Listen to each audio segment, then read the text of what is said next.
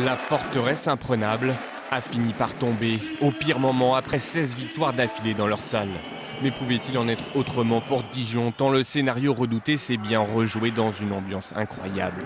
Car une fois de plus, c'est le physique et le manque de profondeur de banc qui a fait cruellement défaut aux Dijonnais. 6 joueurs de la JDA ont marqué des points contre 9 au Limougeot.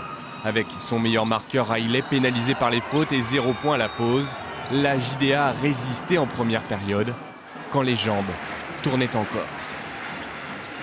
On n'arrive pas à tenir le match par rapport à l'effectif que peut avoir Limoges. Et Limoges, il faut les féliciter avant toute chose parce qu'ils ont été très performants, ils ne se sont pas affolés, ils ont été bien en place, ils ont mis des paniers importants, les moments clés du match.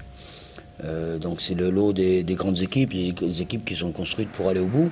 Et pourtant, les Dijonnais ont surpassé leur traditionnel passage à vide du troisième quart-temps pour virer en tête et même s'offrir 4 longueurs d'avance à 3 minutes du terme, 57-53. Mais trop émoussé avec une adresse en berne, 37% contre 47 au CSP. Trop de lancers francs abandonnés, 9 contre 0 à Limoges. Dijon s'est éteint sous les coups de butoir d'un hacker retrouvé, encaissant dans les dernières secondes un 10-0 fatal. C'est bien Limoges qui a repris le pouvoir. Il manque un peu de fraîcheur au niveau des joueurs cadres qui ont beaucoup joué encore. Mais après, c'est une excuse, mais sans être une excuse, parce que bon, c'est très bien qu'à ce moment-là, la fraîcheur ou pas fraîcheur, il faut oublier, il faut jouer pour gagner. On a vu qu'on était capable de s'imposer ici. Maintenant, on sait très bien que dimanche, ça ne sera pas simple non plus.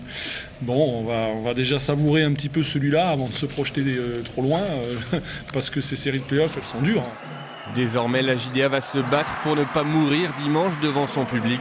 Mais il faut être réaliste, la finale tend les bras au Limougeot.